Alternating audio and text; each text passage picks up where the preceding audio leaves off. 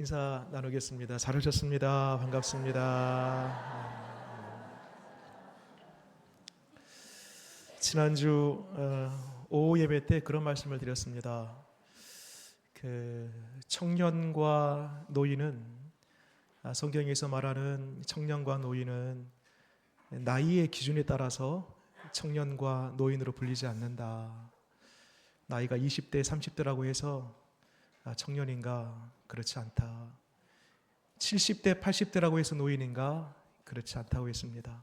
성경에서 말하는 이 청년은 그 속에 거룩한 열정, 비전, 변화를 두려워하지 않는 그 마음, 이것이 있으면 아무리 60대, 70대, 80대라 할지라도 청년이라고 했습니다. 우리 한번 인사 다시 한번 할 때에 아무리 봐도 청년입니다. 한번 옆에 분과 한번 인사하겠습니다. 그렇습니다. 주일날 이곳으로 주를 사모하는 마음을 가지고 이 거룩한 열정으로 내 몸이 비록 힘들고 어렵지만 나 그럼에도 불구하고 주님을 예배하리라, 주를 사모하는 이 거룩한 마음과 열정 가지고 오신 바로 여러분들이 주님의 청년들입니다. 오늘도 피차간에 말씀 가운데 임재하실 그 주님을 사모하면서 은혜 받는 저와 여러분 되기를 바랍니다. 우리는 영적 성장의 길이라는 큰 타이틀을 걸어들고 지금 시리즈 5번째 오늘 시간을 갖는데요. 어린아이가 태어나서 유아기를 지나고 아동기, 그 다음에 청소년기, 청년, 그리고 성인에 이르기까지 쭉 아이가 점점 성장하고 성숙하는 그런 단계가 있습니다. 그런 것처럼 이런 믿음에도요, 점점 커나가고 점점 심지가 견고해지고 어디까지 보니까요, 에베소서 4장 말씀 보니까 그리스도의 장성한 분량에 이르기까지 우리가 이 땅 가운데 살아가면서 우리의 믿음과 또 우리의 주님을 향한 사랑과 소망이 그렇게 점점 커지고 성장해야 되는 것입니다. 그래서 오늘은 지난주에는 우리 창립기념주일로 한 번은 건너뛰었지만 그 전까지는 4번에 걸쳐서 우리 신앙의 근간을 이루는 말씀과 기도에 대해서 4번 정도 말씀을 드렸고요. 오늘은 성령의 충만함을 받으라라는 제목으로 이 성령 충만과 관련된 말씀을 함께 나누고자 합니다. 오늘 오직 성령의 충만함을 받으라, 오늘 말씀 이 18절에 해당된 이 말씀에 보면은요, 뒤에 술 취하지 말라 이는 방탕한 것이니 오직 성령으로 충만함을 받으라. 여러분, 이 말씀이 이렇게 점철되기까지 앞에 중요한 2가지 권면이 따릅니다. 갑자기 성령의 충만함을 받으라 이렇게 나온 게 아니고 앞에 2가지 전제된 조건 2가지가 따라 붙다라는 것이에요. 뭔가 봤더니요, 여러분 구별하기가 굉장히 쉽습니다. 오직이라는 단어를 찾아보면은요, 15절에 오직이라는 단어를 찾고 그것을 기준으로 해서 앞에 부정어가 있고요, 뒤에 긍정어가 있습니다. 앞에 뭐뭐 하지 말라, 오직, 뒤에 뭐뭐 하라, 이런 식으로 구분하기가 쉽습니다. 자, 첫 번째 권면이에요. 15절 말씀 보니까 오직 찾았습니까? 그 앞에 부정어 뭘 하지 말랍니까? 지혜 없는 자 같이 하지 말고, 그 다음에요 긍정어예요. 지혜 있는 자 같이 하여. 그 다음에 2번째 권면이 17절에 나옵니다. 오직 찾았나요? 그 앞에 부정어가 뭐예요? 뭐뭐 하지 말고 어리석은 자가 되지 말고, 뒤에 긍정어 뭐예요? 주의 뜻이 무엇인가 이해하라. 그리고 마지막 3번째 우리가 읽었으면 한 번 더 보겠습니다. 오직 찾고요, 앞에 부정어가 뭐예요? 술 취하지 말라. 그 다음에요 긍정어는요, 성령으로 충만함을 받으라. 그렇습니다. 그런데 여러분, 이 3가지, 지혜 있는 자, 그 다음에 뒤에 주의 뜻을 이해하는 자, 뒤에 성령의 충만함을 받는 자, 여러분 이 3가지 이 문구가요, 서로 따로따로 떨어져 있지 않고요, 서로 연결이 되고 깊은 상관관계를 가지고 있습니다. 앞에 15절에서 지혜 있는 자가 누구냐면 결국 주의 뜻을 이해하는 사람이에요. 주의 뜻을 이해하는 사람은 누구예요? 성령의 충만함을 입은 사람입니다. 반대로요, 성령의 충만함을 받은 사람이 누구인가? 주의 뜻을 분별하고 이해하는 사람이고요, 그 사람을 가리켜서 지혜 있는 사람이다 라고 그렇게 일컬을 수 있겠습니다. 그래서 이 세 가지, 지혜, 주의 뜻, 성령의 충만은 서로 연결되어 있는 깊은 상관관계를 가지고 있는 문구입니다. 한 걸음만 더 들어가 볼게요. 그러면 첫 번째 고면이었던 지혜 없는 자 같이 하지 말고 지혜 있는 자 같이 하라 할 때 그 지혜가 뭘까? 여러분, 성경에서 말하는 지혜와 세상에 말하는 지혜가 좀 다릅니다. 성경에서 말하는 지혜는요, 그 지혜의 근원은 하나님을 알고 하나님을 경외하는 거예요. 우리 하나님 눈에 보이지 않지만 하나님의 계심을 인정하고 하나님을 경외하는 것이야말로 지혜의 기초, 지혜의 근본이랍니다. 더 나아가서는 지혜가 뭔가? 하나님의 그 주권이 있는 하나님의 나라가 있음을 알고 죽음이 끝이 아니라 영원한 하나님의 나라가 있음을 인정하고 그곳을 바라볼 수 있는 그 삶, 그것이 지혜로운 사람의 모습입니다. 그러나 여러분, 이 땅에서의 지혜는요, 그렇지 않아요.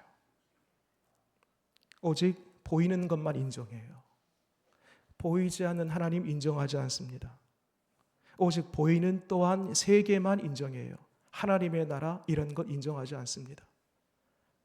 말하자면 이 땅에 매여서 자기의 욕망과 자기의 열심을 가지고 본성적으로, 본능적으로, 충동적으로 살아가는 인생이 될 수밖에 없는 거죠. 이 땅이 전부이다 보니까 이 땅에 매여서 늘 염려와 근심에 싸잡혀서 살아가는 인생이 되고 마는 거죠. 그래서 누가 쫓아오지 않아도 늘 분주해요. 늘 바빠요. 조급해요. 뭔가에 묶여서 그렇게 살아가요. 이것이 세상이 추구하는 지혜의 결론입니다. 그러나 여러분, 하나님의 나라를 알고 또한 보이지 않는 하나님을 인정하고 보이지 않는 세계를 소망하면서 살아가는 사람은요, 마음에 여유가 있습니다. 실수하거나 후회가 적습니다. 어떤 일을 이 세상 가운데에서 당한다 할지라도 그리 일희일비하지 않습니다. 휘둘리지 않아요. 왜요? 보이지 않는 하나님, 그리고 영원한 하나님의 나라가 있음을 믿기 때문에, 그 믿음과 소망이 있으니 이 세상에 살아가지만 이 세상에 속하여 이 세상에서 연연하며 살지 않습니다. 이게 바로 성경이 말하는 지혜요, 그렇게 살아가는 지혜의 삶입니다. 이렇게 성경에서 말하는 지혜, 하나님을 알고 영원한 하나님의 세계를 믿음으로 바라보는 그 사람의 특징이 하나 있습니다. 그 사람은요, 세월을 아낍니다. 오늘 말씀 16절에 있습니다. 같이 한번 읽겠습니다. 시작. 세월을 아끼라, 때가 악하니라. 여러분, 여기서 세월을 아낀다라는 것은 시간 전략한다라는 차원이 아닙니다. 세월을 아낀다라는 이 원문을 보면은요, 이런 뜻이 있어요. 마치 사람을 물속에 빠진 그 사람을 건져내다, 그물을 물속에 넣었다가 물고기를 잡고 이후에 그물을 끄집어 올리다, 건져내다, 끄집어 올리다, 이런 뜻이 있어요. 시간을 건져내는 거예요. 끄집어 올려오는 거예요. 구속해내는 거예요. 왜? 뒤에 때가 어떻답니까? 악하기 때문에. 여러분, 앞서 말씀드린 대로 이 세상은요, 하나님을 인정하지 않아요. 무신론이라고 하죠. 하나님은 없다. 무슨 신이 존재해? 신 그거 말이야? 사람이 만든 거야, 사람이. 그 책 제목에도요, 만들어진 신이라는 책 제목이 있어요. 무신론자가 쓴 책입니다. 세상이 그래요. 여러분 들어보셨습니까? 진화론. 창조를 전면으로 부정합니다. 성경은 분명히 태초에 하나님이 천지를 창조하시니라 그 창조의 세계가 주님으로부터 시작되었다라고 말하지만, 진화론을 주장하는 사람은 아니다. 인류의 조상은 침팬지요. 거슬러 올라가면은 먼지들이 스파크를 이루어서 부딪히면서 그것이 조금씩 시간이 지나 진화가 되어서 오늘날 이 모습, 이 지구를 모습을 갖추었다. 우연히 만들어진 세상이야 라고 주장합니다. 그러면서 사람에게는 이 땅에 존재하면서 유일하게 지금이라는 시간밖에 없어. 영원한 시간, 영원한 세계 이런 거 없어. 그래서 무신론자들, 진화론자들, 하나님의 성경 말씀을 부정하는 이러한 사람들이 주장하는 것이 현실주의, 지금이 끝이야. 물질 만능주의, 만모니즘, 돈이 최고야. 쾌락주의, 이러한 것들을 자꾸 부추기면서요, 이 세대가 하나님을 바라보지 못하게, 하나님의 나라에 들어가지 못하게 이 세상의 시류와 풍조가 그렇다라는 것입니다. 그래서 그냥 가만히 있으면요 휩쓸려 가는 거예요. 아무리 내가 믿음이 있다 할지라도 가만히 있으면요 그 믿음이 지켜지지 않습니다. 이 시대 자체가 악하여서 하나님을 자꾸 부정하고 대적하고 하나님의 나라가 없는 것처럼 자꾸 이 현실에 우리의 목을 메고 우리가 이곳에서만 살아가도록, 죽음이 끝이지 죽음 위에 뭐가 있어, 여기서 잘 살아야 돼 라고 하며 계속 부추기는 이 세대의 시류와 풍조가 그렇기 때문에 우리 가만히 있으면 다 이 시대의 흐름에 따라 편승되어 살아갈 수밖에 없는 시대라는 것입니다. 그래서 시간을 건져내야 돼요. 그래서 이 시대 속에서 시간을 건져내야 돼요.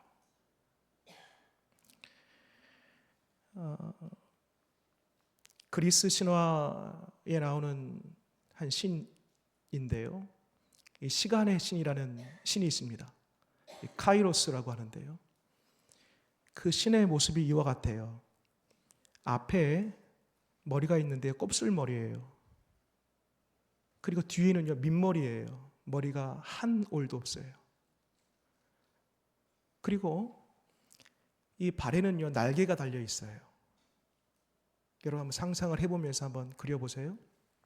그리고 한 손에는 칼이 있고 한 손에는 저울이 있어요. 그리고 그 신상 그 밑에 그 신에 대해서 이렇게 해설해 놓았습니다. 지금 이 신의 이름은 카이로스, 시간의 신이에요. 시간이란 이 머리에 대해서 이렇게 설명해요. 지나가면 붙잡을 수 없다. 그래서 앞에 올 때 잡는 거예요. 그래서 머리카락이 앞에만 있는 거예요. 흥미롭죠? 그 다음에 이 발에 왜 날개가 있는가? 그만큼 시간이라는 것이 빨리 지나간다는 거예요. 그리고 한 손에 저울과 한 손에 칼이 있다고 했는데 이 저울은 뭔가? 판단력이에요. 시간이 왔을 때, 시간이 주어졌을 때 이것이 나를 살리는 건가, 죽이는 건가, 해로운 건가, 유익한 건가 판단하는 거예요. 그리고 칼은요, 결단하는 거예요. 칼과 저울은 판단력과 결단력입니다. 그러고 보니까 여러분 시간이라는 것이 잘 설명해 놓은 것 같아요. 잡을 수 없지만 왔을 때 잡지 아니하면, 이 기회를 내가 탁 잡지 않으면 그냥 지나가 버립니다. 얼마나 빠른지 날개와 같아요. 시간이라는 그 기회가 내게 딱 찾아왔을 때에 그것을 분별하고 결단해서 그것을 내 것으로 만들어야 되는 것이 시간입니다. 여러분 시간은요 모든 사람들에게, 저를 포함해서 여러분들 앉아 계시는 이런 모든 사람들에게 주신 하나님의 선물입니다. 그래서 가끔 우리는 시간 없다 하는데요, 잘못된 말입니다. 시간 다 있습니다. 시간 다 있어요. 근데 그 시간을 내가 붙잡을 것인지, 건져낼 것인지, 살릴 것인지, 죽일 것인지, 내버려 둘 것인지, 그것은 나의 몫이라는 것입니다. 여러분 꼭 기억하십시오. 지금이 기회입니다. 그래서 고린도후서 6장 2절에 보라 지금은 은혜 받을 만한 때요 지금은 구원의 날이로다. 여러분 지금이라는 이 시간을 꼭 붙잡으시기 바랍니다.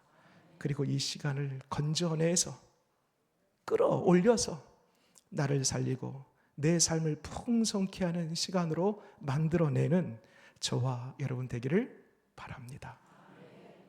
그 다음으로 17절 말씀 보니까요 두 번째 고민이 나오네요. 같이 한번 읽겠습니다. 시작. 그러므로 어리석은 자가 되지 말고 오직 주의 뜻이 무엇인가 이해하라. 주의 뜻이 무엇인가 이해하라.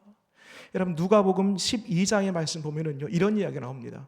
한 부자가요 그의 농사가 얼마나 잘 됐던지요 밭에 소출이요 기가 막히게 어느 해보다도요 풍년을 맞이합니다. 다 걷어보니까요 이전에 지어놨던 그 곳간에 쌓을 곳이 없을 정도로 너무 많아요. 그래서 기존에 있는 곳간을 헐어버리고 새 곳간을 크게 짓습니다. 그리고 거기에다가 소출의 모든 것을 다 저장해 놓습니다.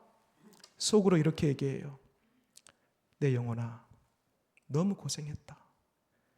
이제 먹고 마시고 자고 쉬면서 여러 해 누리자. 속으로 얘기를 해요. 누가복음 12장에 그 속으로 한 얘기 그 말씀이 딱 떨어지기가 무섭게 그 다음 절에 하나님께서 이런 말씀하십니다. 부자야 네 영혼을 오늘 밤 내가 도로 찾으리니 그러면 네가 쌓아놓은 그 소출은 누구의 것이 되겠느냐? 너의 재산은 누구의 것이 되겠느냐? 그런 말씀을 하세요. 야고보서 4장에도 이런 말씀이 있습니다. 내일 일은 너희가 알지 못하는도다. 너희 생명이 무엇이냐? 너희는 잠깐 보이다가 없어지는 안개니라. 여러분 주님의 뜻은요 내 영혼이 잘 되는지도 그렇지 않은지도 그리고 내 영혼이 어디로 가는지도 전혀 알지 못한 채 살아가는 사람 그것은 주님의 뜻을 전혀 모르는 것입니다.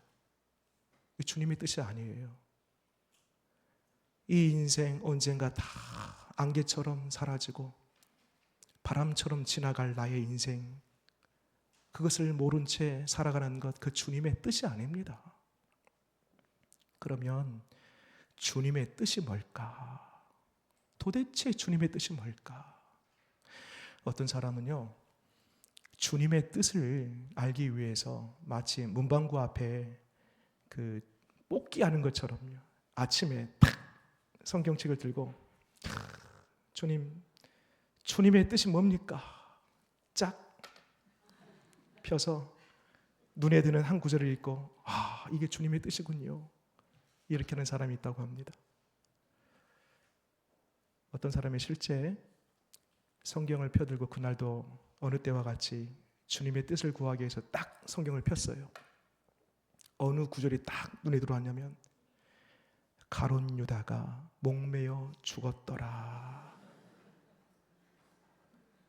주님 설마요 이게 오늘을 향한 저의 주님의 뜻입니까? 저를 향한 주님의 뜻입니까? 한 번만 더요. 주여 딱 폈어요.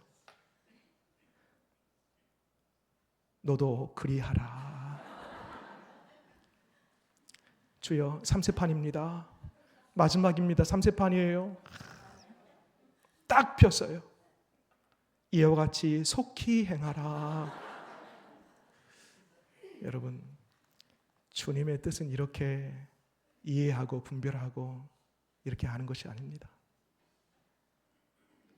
그러면 의문이 들죠. 어떻게 하면 주님의 뜻을 헤아릴 수 있을까? 도대체 주님의 뜻이 뭘까? 여러분 잘 기억해 보십시오. 이제부터 중요합니다. 우리가 주님의 뜻을 알 수 있는 방법이 있습니다. 그것은 뭔고 하니 이미 우리에게 성경을 통하여 주신 이미 드러난 하나님의 뜻을 알고 지켜 행하는 거예요. 사랑하라, 기도하라, 믿으라, 소망하라, 기뻐하라, 기도하라, 예배하라, 용납하라, 용서하라. 이미 성경 안에 기록되어 우리 가운데에 드러난 하나님의 뜻을 행하는 거예요. 그 뜻을 행하는 거예요. 그리고 그 뜻을 행하다 보면 그 세세하게 내 인생에 갈림점이 있을 때에 뭔가 문제를 해결하고 뭔가 내가 내 손을 뻗어서 잡아야 할 어떤 그 기로점에 섰을 때에 기존의 하나님께서 나에게 이미 명백하게 드러난 그 하나님의 뜻을 행하다 보니 그 세세하고 구체적이고 내 일상에서 선택해야 할 바로 그때에 하나님의 뜻이 보이고 마침내 그 뜻을 선택할 수 있게 되는 것입니다. 그리고 여러분, 하나님의 뜻을 행하는 중에 기도합니다. 기도. 여러분, 기도할 때에 우리로 하여금 주의 뜻을 분별하도록 도우시는 분이 계십니다. 구약 시대 때에는요, 특정한 시대, 특정한 사람들에게만 임했던 분이신데요, 구약 시대를 지나서 예수님 부활 승천하신 이후 이제 모든 만민에게 찾아오신 지혜의 영, 지식의 영, 분별의 영, 계시의 영이신 성령님이 우리가 기도할 때에 우리를 도와주십니다. 그래서 주님, 어찌해야 될까요? 주의 뜻을 알게 하여 주옵소서. 성령님께서 도우심으로 말미암아 주의 뜻을 우리 가운데에 보여주실 줄 믿으시기 바랍니다. 어떻게 주님의 뜻을 안다고요? 먼저 기존에 이미 성경을 통하여서 확연히 드러내온 하나님의 뜻을 우리가 알고 그 뜻을 행할 때, 그리고 그 뜻을 행하면서 기도할 때 성령님이 우리 가운데 임재하심으로 주의 뜻을 분별하게 된다. 그래서 이어지는 말씀입니다. 18절 읽겠습니다. 시작. 술 취하지 말라. 이는 방탕한 것이니 오직 무엇에? 성령으로 충만함을 받으라. 아멘. 어떤 사람이 술 취함과 성령 취함의 공통점을 정리해서 이렇게 써놨더라고요. 술 취하거나 성령의 충만함을 입으면 첫째, 뜨거워진다. 둘째, 소리를 지른다. 셋째, 두려움이 없어진다. 넷째, 노래한다. 다섯째, 운다. 여섯째, 지배당한다. 일곱째, 냄새가 난다. 지금 보니까요, 한 몇 분 정도가 지금 고개를 끄덕이면서 지금 공감하고 계시는 분들은 경험자신가요? 그렇습니다. 그런데 여러분, 이와 같이 비슷한 점들이 있어요. 뜨거워지고 소리내고 노래하고 울고 담대해지고 지배를 당하고. 그런데 여러분, 비슷한데 결정적인 차이점이 있습니다. 술 취함과 성령 충만의 결정적인 차이점, 그것은요, 끝을 가만히 보니까요, 술 취한 그 끝, 그것은 더럽고 냄새나고 그리고요, 창피하고 후회스러운 일만 남는 것입니다. 남는 게 없어요. 후회만 남아요. 그러나 여러분, 성령의 충만함을 입으면 사랑과 희락과 화평과 오래 참음과 자비와 양성과 충성과 온유와 절제의 이 성령의 열매가 성령의 충만한 가운데에 맺혀지게 됨을 믿으시기 바랍니다. 여러분, 성령의 충만함을 받으시기 바랍니다. 성령의 내주와 성령의 충만은 조금 다른 부분이 있습니다. 이미 우리는 예수 그리스도를 나의 주님으로 모시면서 이미 내 안에 성령님이 내주에 계셔요. 그런데 성령의 충만함의 조금 차이점은, 성령의 내주는 이렇게 안으로 들어왔다라면 성령의 충만함 위에서 이렇게 내려온 것처럼 머리부터 발끝까지 내 구석구석을 다 충만하게 덮는 거예요. 그리고 성령의 내주하심은요, 내 중심에 있다라면 성령의 충만함은요, 내 몸 전체를 덮을 뿐만 아니라 지속적으로 연속해서 항상 함께 하는 것이 성령의 충만함입니다. 성령의 충만함은 사모하는 자의 몫입니다. 마치 하나님의 나라가 침노한 자의 몫인 것처럼 성령의 충만함은 주님 나에게 오늘도 머리부터 발끝까지 성령의 충만함을 덧입혀 주옵소서. 심지어는 내 세포 안에까지라도 작은 것 속이라도 성령으로 가득 채워 주옵소서라고 사모하며 목마른 사슴이 시냇물을 찾듯이 그렇게 성령을 간구할 때에 주님의 충만함이 그 심령 속에 가득 넘치게 될 줄 믿습니다. 성령의 충만함을 받으면 나타나는 몇 가지 현상들이 있습니다. 밑에 보게 되면 19절입니다.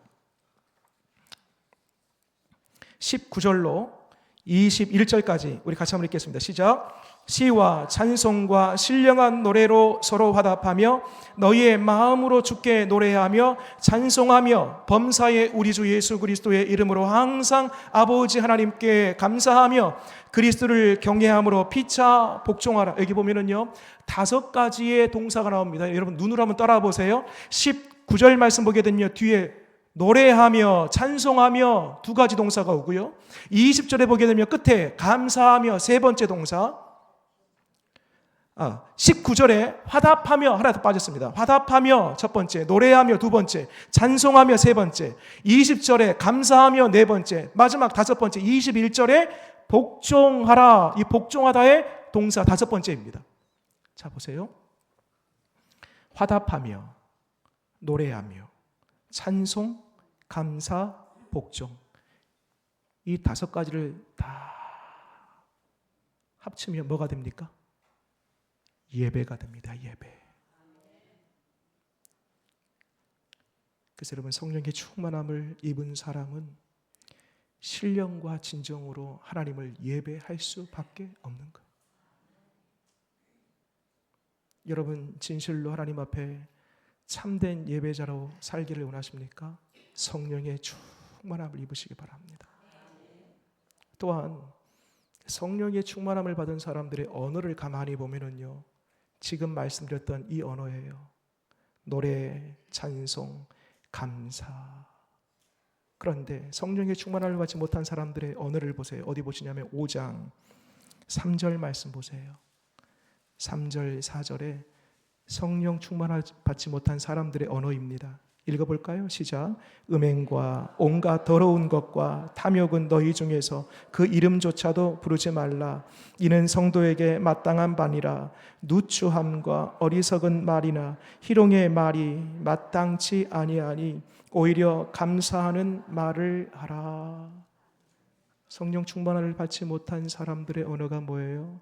상대방에게 상처를 주고 상대방을 비난하고 또 성적인 어떤 그런 이야기들을 하고 이렇게 더럽고 추하고 누추한 어리석은 말들을 내뱉게 되는 것입니다. 그러나 성령의 충만함을 받은 사람 뭐예요? 그 속에 예수님이 계심으로, 그 속에 성령님이 계심으로 나오는 그 언어가 기쁨, 감사, 찬송, 생명, 소망, 사랑의 언어들이 나오게 되는 것입니다. 끝으로 21절 말씀 보니까요, 그리스도를 경외함으로 피차 복종하라 이렇게 되어 있죠. 이게 무슨 말이냐면요, 여러분 성령의 충만함을 받으면요, 사람을 바라볼 때에 그 사람 속에 있는 그리스도를 바라보게 됩니다. 여러분 성령은요, 그리스도를 늘 향하게 합니다. 성령님이 우리 가운데 임재하신 목적, 성령의 충만함의 그 목적지는 예수 그리스도예요. 예수 그리스도를 향하게 하는 것이 성령의 임재의 목적입니다. 성령의 충만함을 받은 사람은요, 그 사람이 남자든 여자든 높든 낮든 어디에 살든 어떤 형편과 처지에 있든 상관없이 그 사람 속에 있는 누구를 보냐면 그리스도를 보는 거예요. 그러면서 어린아이든지 노인이든지 누구든 상관없이 그 사람 속에 있는 그리스도를 보기 때문에 그 사람을 귀히 여기는 거예요. 존중히 여기는 거예요. 그 사람이 말하면 경청하는 거예요. 이게 바로 지금 말씀드렸던 그리스도를 경외함으로, 그 사람 속에 있는 그리스도를 보고 그리스도를 알고 그리스도를 경외함으로 피차 복종하는 거예요. 그 사람을 귀히 여기는 거예요. 성령의 충만함을 받은 사람은 환경과 상황에 굴하지 않습니다.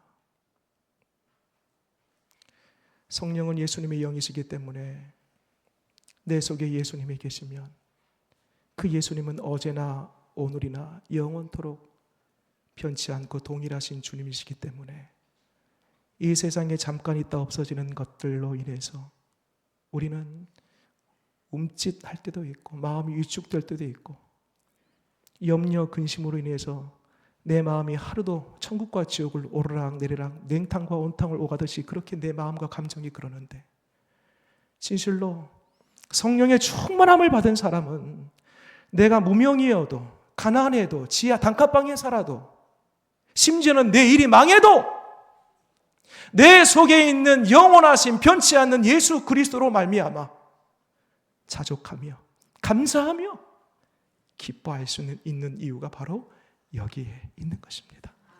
다시 한번 바라기는 성령의 충만함을 받는 저와 여러분 되기를 바랍니다. 기도하겠습니다.